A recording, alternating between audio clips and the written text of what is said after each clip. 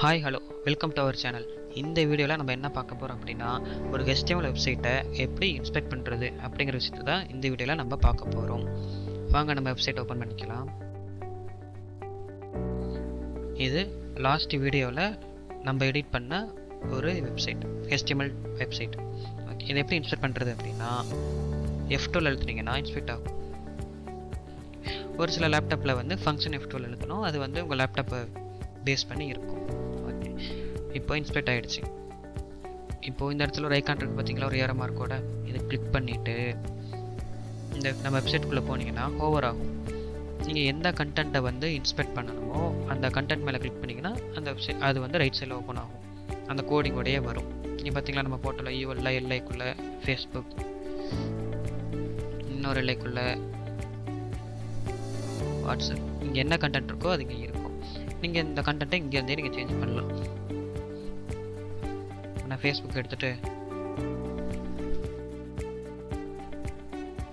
Twitter போட்டு கொடுத்தீங்கன்னா ட்விட்டர்னு மாறிடும்.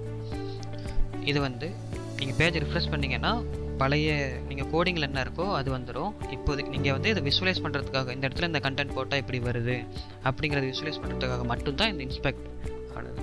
இப்போது நீங்கள் மேஜராக இந்த இன்ஸ்பெக்ட் எதுக்கு யூஸ் ஆகும் அப்படின்னா, சிஎஸ்எஸில் ஏதாவது ஒர்க் பண்ணுறீங்க அப்படின்னா இது ஒர்க் ஆகும். உங்களுக்கு ஒரு எக்ஸாம்பிள் பண்ணி காட்டவா? இப்போது இங்கே ஒரு செக்ஷன் இருக்குது. இந்த செக்ஷனில் ஒரு H2 இருக்குது, ஒரு P டேக் இருக்குது. இந்த P டேக்கோட கலரை வந்து நான் சேஞ்ச் பண்ணுறேன் அப்படின்னா, இந்த எலமெண்ட் டாட் ஸ்டைலுக்குள்ள போயிட்டு கலர் ரெட் கொடுத்தீங்கன்னா இங்கே மாறிடும். நீங்கள் இப்போ கலர் ரெட் கொடுத்தா இப்படி வருது அப்படிங்கிறத வந்து நீங்கள் கோடிங்கில் சேஞ்ச் பண்ணாமையே இந்த இன்ஸ்பெக்ட்லேயே சேஞ்ச் பண்ணி செக் பண்ணிக்கலாம். செக் பண்ணிவிட்டு கரெக்டாக ஒர்க் ஆகுதான்னு பார்த்துட்டு உங்கள் கோடிங்கில் சேஞ்ச் பண்ணிக்கலாம். இந்த ஒரு விஷயத்துக்காக தான் இந்த இன்ஸ்பெக்ட்டுங்கிற ஒரு விஷயம் தேவைப்படுது. ஓகே, கிளியராக? இங்கே இதுன்னு கிடையாது, நீங்கள் என்ன வேணாலும் பண்ணிக்கலாம். நீங்கள் சிஎஸ்எஸில் இருக்க எல்லா கோடிங்குமே இதில் நீங்கள் போட்டு ட்ரை பண்ணி பார்க்கலாம். HTML சேஞ்ச் பண்ணுற மாதிரி இருந்தால் நீங்கள் இங்கே சேஞ்ச் பண்ணிக்கலாம்.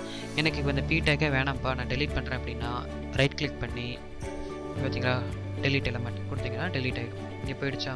இப்போ அந்த மேட் ஃபார் டெவலப்பர் இருக்குது. எனக்கு இதே மேட் ஃபார் டெவலப்பர் ஒரு H2 டேக் இன்னொரு டேக் எனக்கு வேணும் அப்படின்னா இங்கே டூப்ளிகேட் எலமெண்ட் கொடுத்தீங்கன்னா இன்னொரு டேக் ஓப்பன் ஆகும். இந்த மாதிரி நீங்கள் கோடிங்கில் சேஞ்ச் பண்ணாமையே வெப்சைட்லேயே நீங்கள் சேஞ்ச் பண்ணி எப்படி ரிஃப்ளெக்ட் ஆகுங்கிறத நீங்கள் விசுவலைஸ் பண்ணிக்கலாம். இந்த ஒரு விஷயத்துக்காக தான் இன்ஸ்பெக்ட் யூஸ் பண்ணுறாங்க. சிம்பிள். இது மட்டும்தான் பண்ண முடியுமா அப்படின்னா, ஜாவாஸ்கிரிப்ட் யூஸ் பண்ணுற மாதிரி இருந்தீங்கன்னா கன்சோல்னு ஒரு விஷயம் இருக்கும். அது என்னங்கிறது இங்கே இருக்குது பார்த்தீங்களா, கன்சோல். நீங்கள் ஜாவாஸ்கிரிப்டில் போடுற கன்சோல் லாக் எல்லாமே இங்கே வந்து ரிஃப்ளெக்ட் ஆகும். நெக்ஸ்ட்டு வந்து நெட்வொர்க் டேப். நெட்வொர்க் டேப்புக்குள்ளே என்ன இருக்கும் அப்படின்னா, இந்த பேஜில் ஏதாவது API கால் பண்ணுறீங்கனாலோ இல்லை எக்ஸ்டர்னல் வெப்சைட் ஏதாவது கால் பண்ணுறீங்க அப்படின்னாலும் அது எல்லாமே வந்து இந்த நெட்வொர்க் டேப்பில் லிஸ்ட் அவுட் ஆகும்.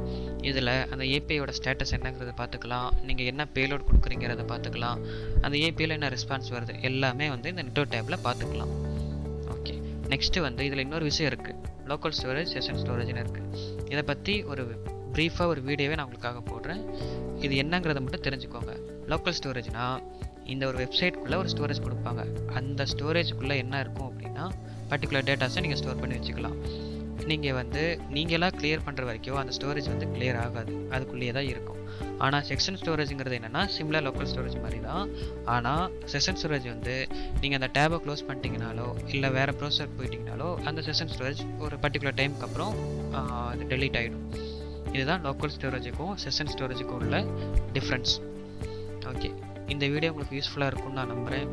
இன்னொரு நல்ல வீடியோவில் உங்களை வந்து மீட் பண்ணுறேன். Until the bye from Made for Developer. Thank you.